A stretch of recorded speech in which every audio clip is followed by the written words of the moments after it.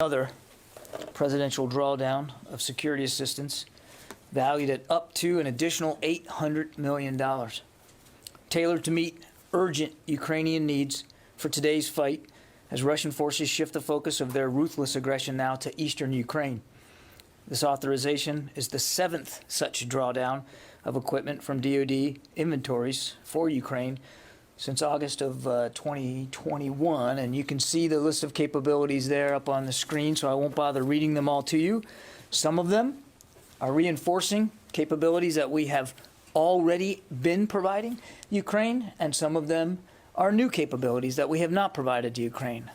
All of them are designed to help Ukraine, as we talked about, help Ukraine in the fight that they are in right now, and the fight that they will be in coming days and weeks in the eastern part of the country. The United States has now committed more than $3.2 billion in security assistance to Ukraine since the beginning of the Biden administration, including approximately $2.6 billion since the beginning of their unprovoked invasion on February 24th. The United States also continues to work with its allies and partners to identify and provide Ukraine with additional capabilities that aren't in our stocks, that we aren't as able to get to them directly. And we're going to obviously continue to utilize all the available tools at our disposal to support Ukraine's armed forces in the face of Russian aggression. So with that, we'll go to questions. Bob. Thank you, John. I'm wondering if you could, on the helicopters, are these the helicopters that you had on stock because they were going to Afghanistan? Yeah, so these 11 Mi-17s are, these had been earmarked for Afghanistan. They are coming out of our stocks, our inventory. We have them. We did obviously transfer them to Afghanistan, so we're now transferring them to Ukraine. I would remind that, as you probably remember, we had already provided Ukraine 5 Mi-17s not long ago. So this is not the first time that we've given them Mi-17s. Okay. A related question. You mentioned the urgency of this and the shift of the Russian focus to the east.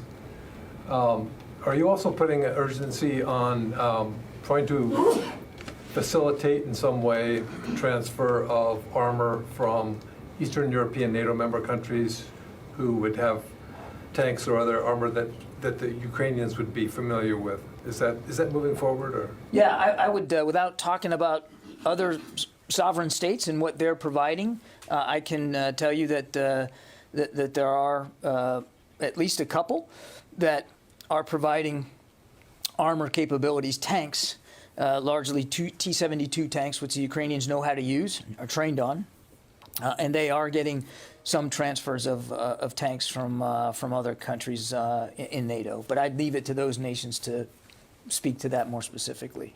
Is there a timetable for the delivery of this? As soon as possible. I mean, we, as you've seen us go in the past, from the time the president authorizes drawdown until the first shipments actually start landing in the region, can be as little as 4 to 5 days, and then another couple of days once once they're there to get processed and actually in the hands of Ukrainian frontline forces. So we are still finishing up the last $800 million that President Biden authorized, and we're getting close to the end of that. We expect to be complete with that last $800 million by the middle of this month, around the 15th.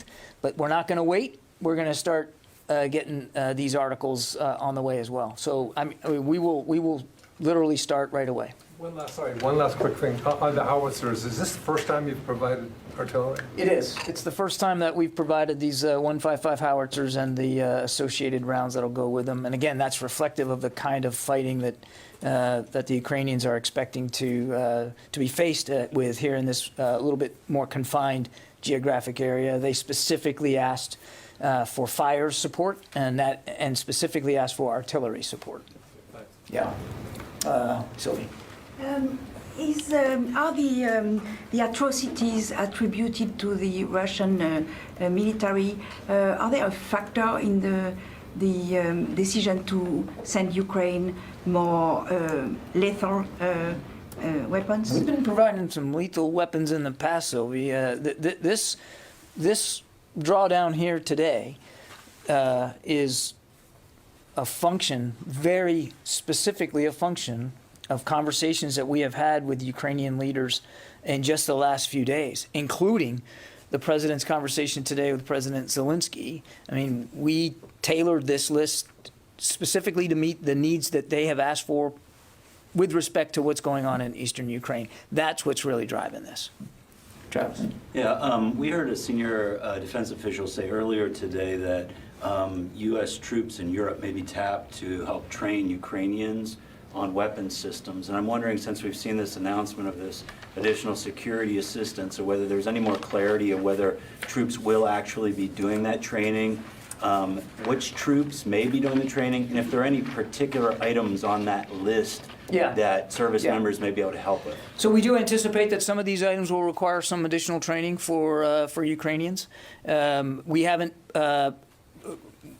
We're still working through what those options are going to look like, what that training is going to look like, how many U.S. troops are going to be involved in it, where is it going to be, how long. It's going to depend. We're still working our way through that, but we believe that we can put together appropriate training for some of these systems very, very quickly. These are not highly complex systems. The systems that will probably require some additional training for Ukrainian forces are the howitzers, the TPQ-36 counter-artillery radar. Not a very difficult system to operate, but it's not one that they have in their inventory. Thank you for that. Go to the MQ-64, MPQ, sorry. The Sentinel air surveillance. This is an air defense radar system, a 3D phase array, and that also is going to require a little bit of training on for that. Go back to the main list if you could. So we already talked about Switchblade training. That has already occurred, and we know that there'll probably be a need for some follow-on Switchblade training for, again, training more trainers, if you will. They might need some training on down at the bottom there, the optics and laser rangefinders, but that won't take very long. It's not a very those aren't complicated systems, but they might need some of that, and perhaps some basic training on the claymores. But the big ticket items that will require some training are those radars and the artillery systems. Again, we're still working our way through what that's going to look like, where, when, how many. It's more likely than not that what we would do, because they are in an active fight, is a train the trainers program. So pull a small number of Ukrainian forces out so that they can get trained on these systems and then send them back in. It won't be a cafeteria style. It'll likely be tailored. We'll pull troops out that, for instance, artillerymen, to learn the howitzer, and then go back in and train their colleagues, rather than take an artilleryman and make them responsible for, training everybody on all these systems. So we'll do it in a tailored fashion. But again, we're working our way through that right now. If I could just follow up, since the beginning of the conflict, there's been concerns about escalation and U.S. involvement, and I'm wondering if this U.S. training, if there are any concerns of whether this is going to look like some type of escalation or be interpreted that way by the Russians. I can't speak for the Russian side of this. Let's go back to basics.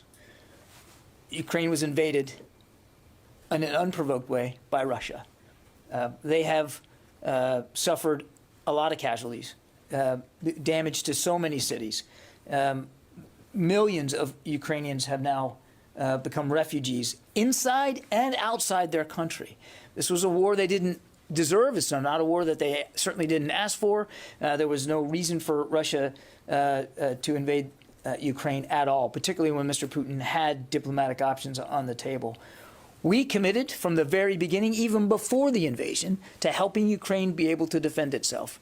This is of a piece of that. And this is representative of the kinds of capabilities that the Ukrainians themselves have asked for and said they need as this fighting now gets focused on the eastern part of the country.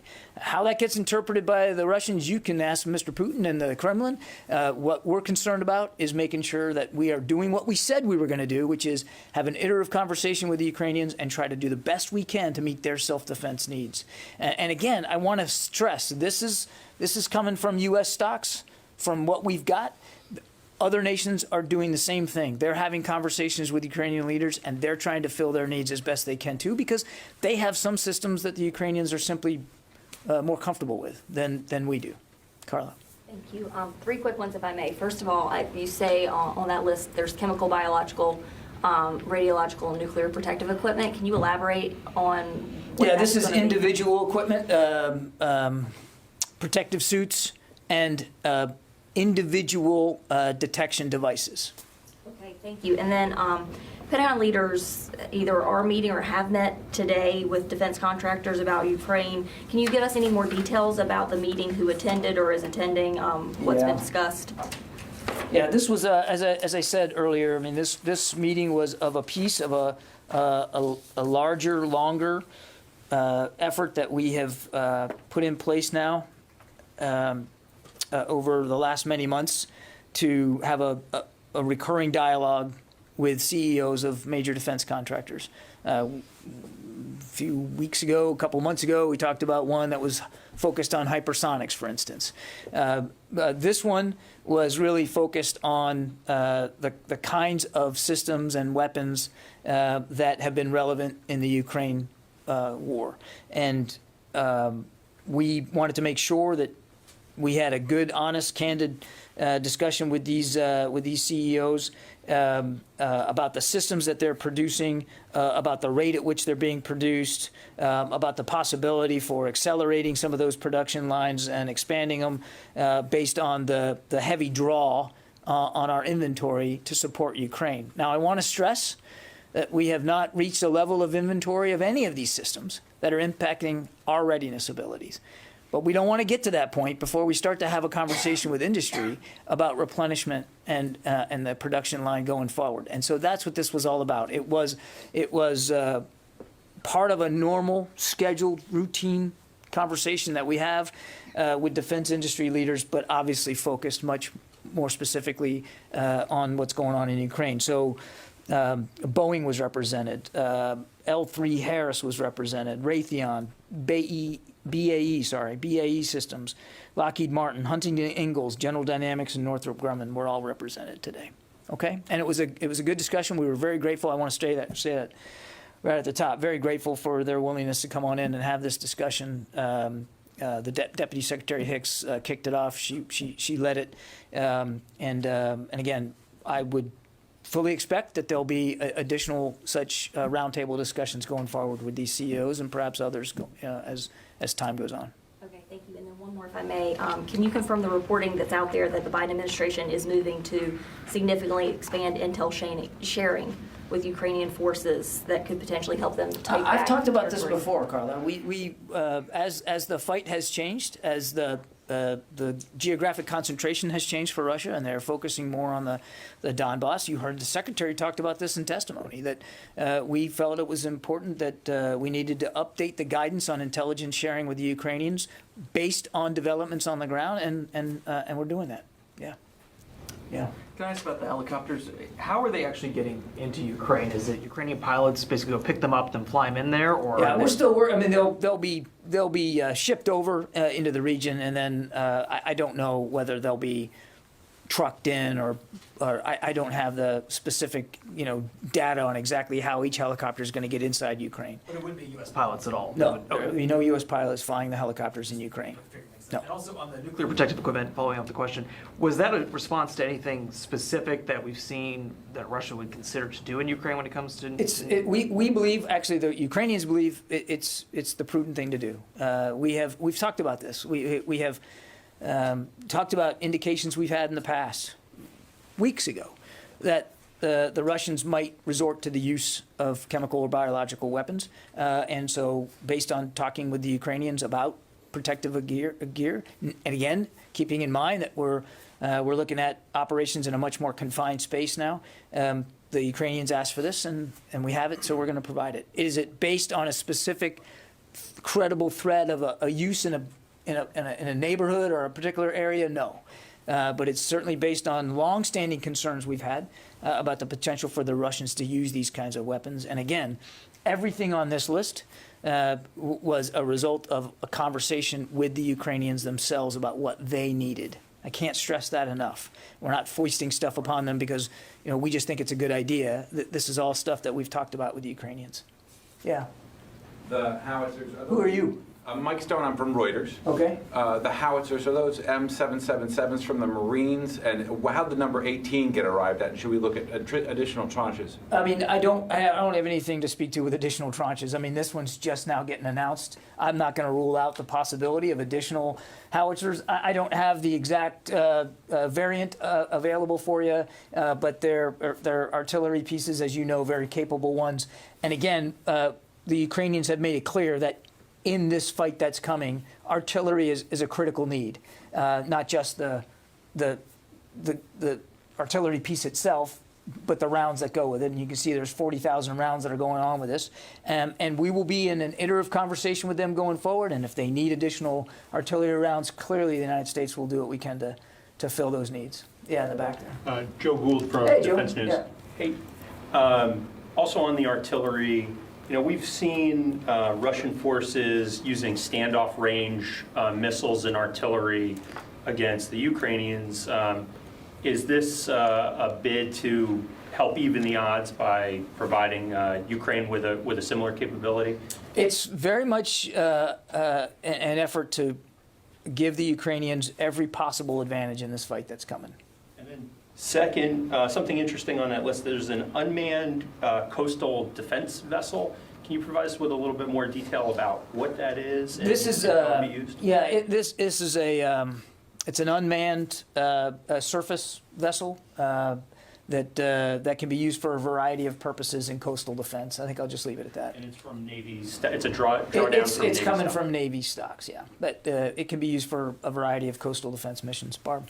You've mentioned several times the fight that's coming. Can you help people better understand, when you look at that list, when you look at the specific threat of the type of combat in the Donbas, what is that combat going to be that leads you to this list? How does this list address your assessment of what the combat will be in the Donbas? Well, the first factor is the Ukrainians themselves, who have asked for these kinds of capabilities based on what they believe they're facing. They will be facing Russian forces that are familiar with the territory in that part of Ukraine. They've been fighting over it for 8 years. Will likely be replenished and restocked themselves now that they have left the northern part of the country and they are now in Belarus and or Russia, refitting, resupplying. So potentially reinforced Russian force there. So you're looking at even more Russian troops applied to the Donbas region than they have right now, and they will be resupplied. You're looking at short supply route lines for the Russians because the Donbas region borders right up alongside Russia. So part of the problem that they had, in the north was long and unsustainable lines of communication. That won't be the same problem for them. The other aspect of this is the topography, and it's been described to me that part of Ukraine as a bit like Kansas. So it's a little bit flatter, it's a little bit more open, and it's the kind of place where we can anticipate that the Russians will want to use tanks and long-range fires, artillery and rocket fire to achieve some of their objectives before committing ground troops. And so these capabilities, again, all done in concert with what the Ukrainians say they need for that particular kind of fighting. And can I follow up on a couple other quick things? I don't think we've asked in several days. Is the secretary and the chairman, have they again or still tried to reach their counterparts? And has there been any success on that? And is that communications phone line still being even answered by the Russians? As far as I know, the deconfliction line is still operational. We do check it every day. I haven't heard any reports to the contrary, that there have been no checks and there have been any problems with it. I also haven't heard any indications that we've had to use it to transmit any content, if you will.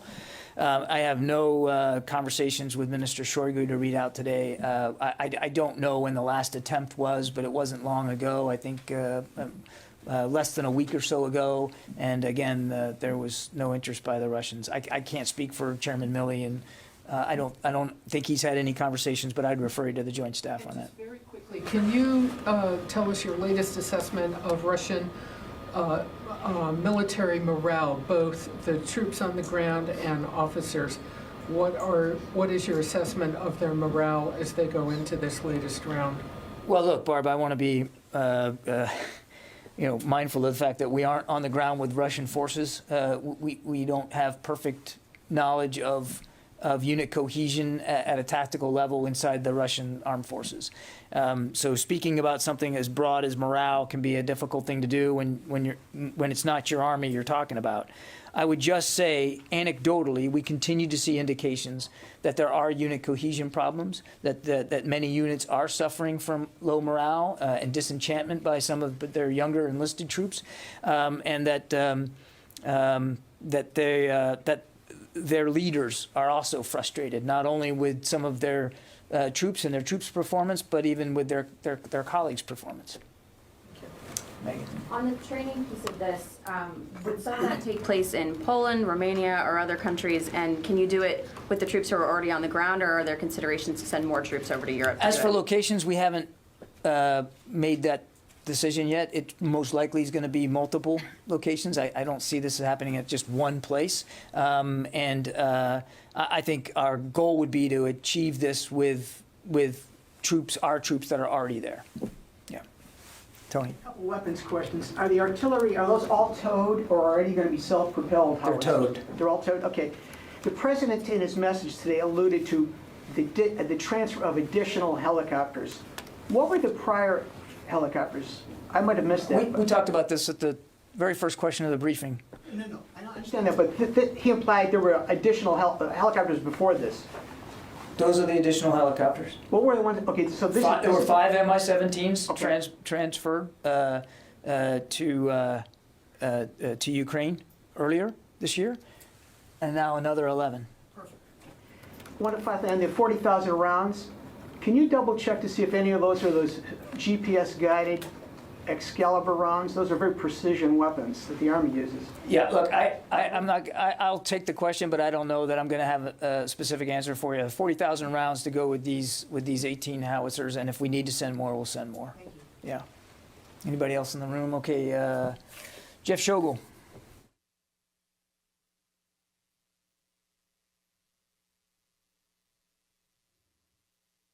Sorry about that. I'm sorry if this has already been asked, but we had seen some reports yesterday that the Mi-17s would not be included in this package, and now they are. Can you explain where things stand? I cannot explain reporting based on leaked documents. All I can do is talk to you about what the president authorized today. The president authorized 11 Mi-17s today. Let's see, Tara Kopp. Thank you. I wanted to get back to the helicopters. Sending aircraft to Afghanistan by this administration had previously kind of been seen as a stopping point, it seemed, for its escalatory potential. But you mentioned that there were 5 that were sent previously. Were they sent before Russia instigated this invasion? And then if you could talk a little bit more about it seems like now, because of Russia's brutality in Ukraine, there's less of a concern about what Russia might find as escalatory anymore. I'm sorry, but I'm just going to have to challenge the premise of the question. It's not about, it's not that we aren't still concerned about escalation management. That's the responsible thing to do, and every decision we're making, and I've said this before, every decision we're making is we balance the needs of Ukraine to defend itself with our responsibilities, our absolute responsibilities to think about escalation management. And if we weren't, you should challenge us on that. But these decisions are all done prudently. I don't know the exact date the previous 5 helicopters were transferred. I'll see if we can find that. But these are all items that the Ukrainians have said that they could use and need, and that we can get them readily. And so we're focused on doing that. Mike Brest. Asked and answered. Thank Heather from USNI. Hi, thank you so much. A couple questions.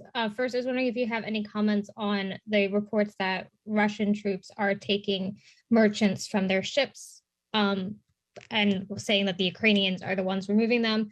And then I wondered if you had any comments on the fact that India and the United States talked about using Indian shipyards to help repair American ships today.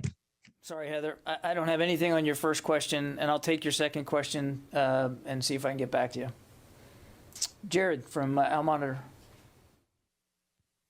Hi, Mr. Kirby. The Fifth Fleet Commander, Vice Admiral Brad Cooper, said earlier today that I'm sorry to detract from the main focus here.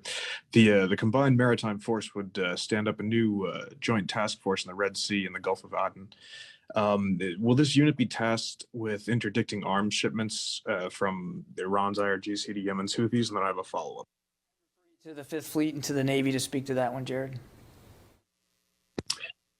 Thanks. And then just wondering if you can confirm, The Guardian reported earlier this week that Iran-backed militias in Iraq have helped smuggle RPGs and other arms to Russia via Iran, including possibly the Iranians authorizing the sending of an Iranian-made air defense system. Do you have any comment or any confirmation on that? Thanks.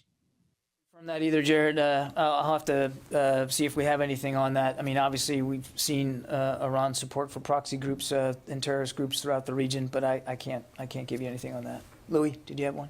Yeah, a couple of questions. We've talked about this phone conversation from last week with Jake Sullivan, the Zelensky team, and General Milley. How much of this was part of requested by the Ukrainians, like full on by the Ukrainians? Was there more that they wanted that they didn't get in this, that maybe you redirected to other countries, for example, like the UK, which has provided coastal defense system, missile systems, as opposed to something that's not us? Yeah, I don't have a readout of that call. I'd refer you to the NSC to speak to that. I can tell you that Secretary Austin speaks very frequently with Minister Reznikov. You saw that the president spoke with President Zelensky again just today. This list comes right out of those conversations. As I said earlier, the Ukrainians have asked for other systems and capabilities that we simply don't have, and that we are working with allies and partners to help them get those kinds of systems into Ukraine. But those nation states have to speak for themselves. I'll let the Ukrainians speak for whatever specifics they had on their shopping list. I'm not going to do that for them, and I'm certainly not going to talk for other countries that are also providing systems that they have and that are available to them. What I can tell you, again, two things. One, this list came directly out of a conversation, multiple conversations with the Ukrainians in the last few days as we began to see the Russians now start to reprioritize the Donbas fight. And two, we're going to have those conversations going forward. We'll iterate this, and there may be additional drawdown that's authorized. There may be additional shipments of other kinds of systems. And then I guess number three, the Secretary has been tireless in personally working with allies and partners to help them also flesh out some of those needs for capabilities we don't have. For instance, the S-300 that the Slovakian government announced that they were going to send. I mean, that was a result of obviously a lot of great work in Slovakia, but also from the Secretary's personal diplomatic efforts to work that closly.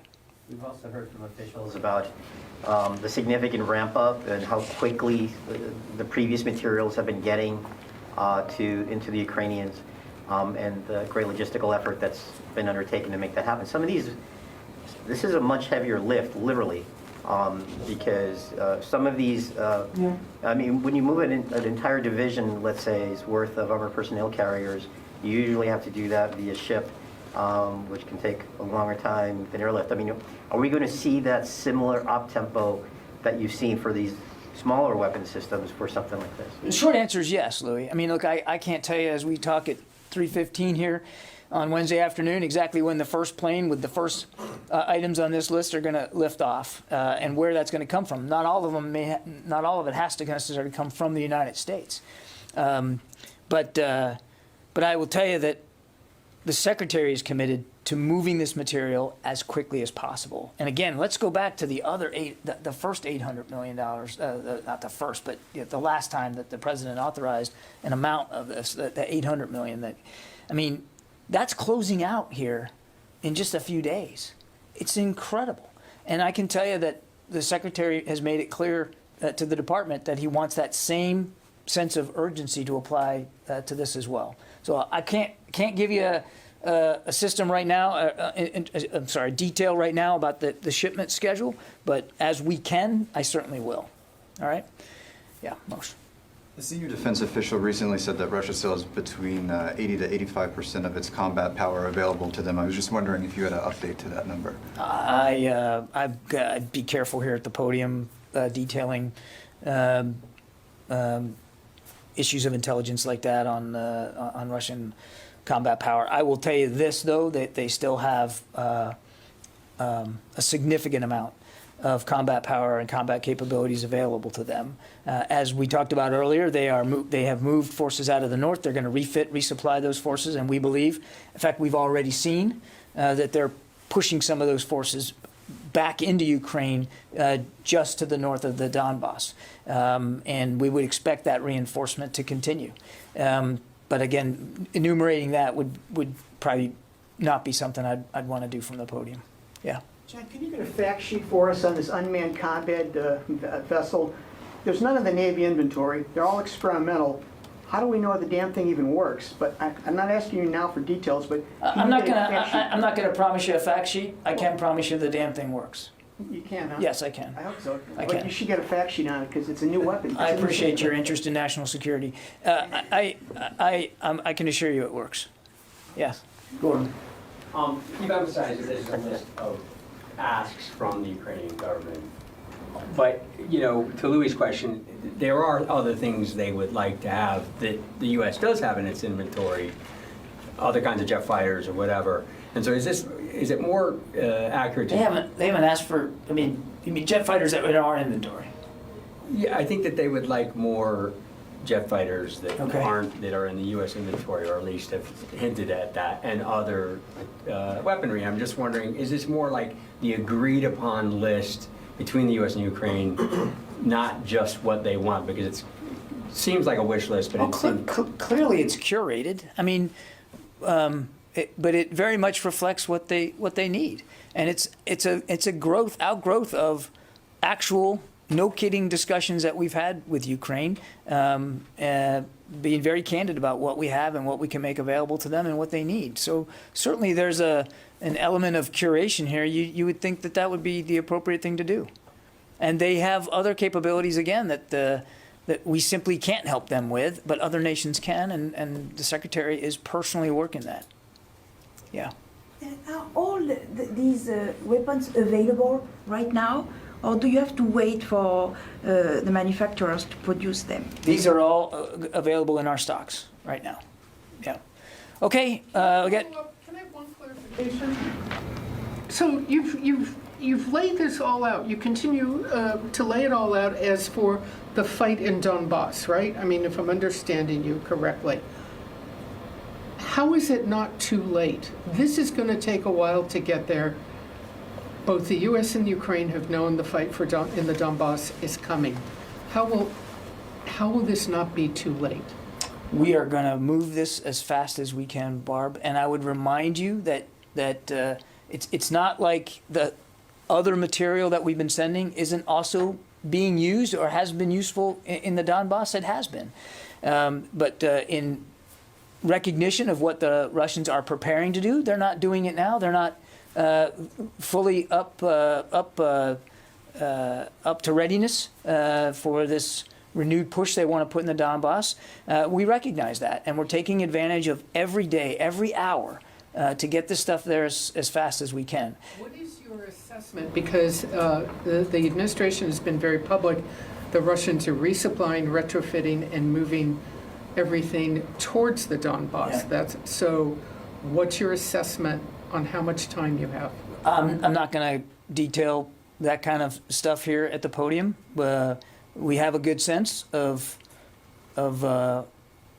Russian efforts to resupply and refit and to reinforce. As I just told most, we already have seen that in some cases they are reinforcing now.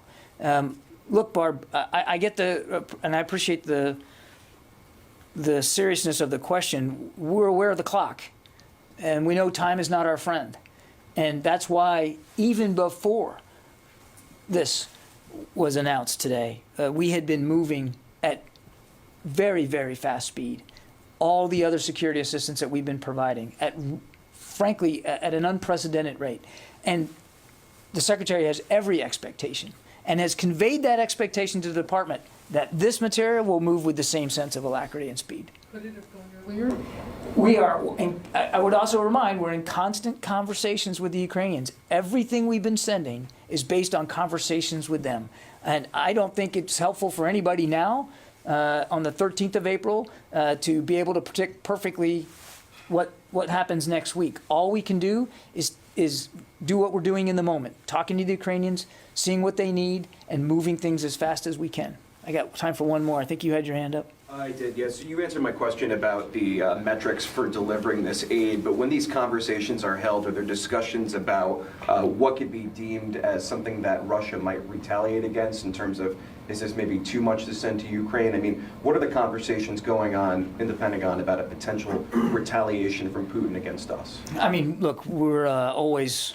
we never lose our focus on force protection or being able to defend ourselves or our allies. I mean, that's why we floated in another 20,000 American troops onto the European continent in just the last, 6-8 weeks.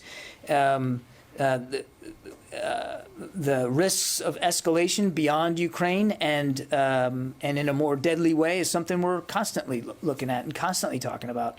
As I answered to, I think it was Sylvie, I mean, escalation management is a big part of leadership here at the Pentagon, not just with respect to Ukraine, but all around the world. That's what we get paid to do. So we're certainly factoring in those concerns as we work with the Ukrainians. But the main focus is helping Ukraine defend itself and getting them the kinds of systems that they need most. Okay, Tony, another one? This is clarification. You're killing me, Smalls. Go ahead. The last line on the Claymore mines, it's got consistent with the Ottawa blank. Ottawa Senators, Ottawa Treaty, what is it? Thank you for noting the typo. The Ottawa Mine Treaty. And what is that in layman's language?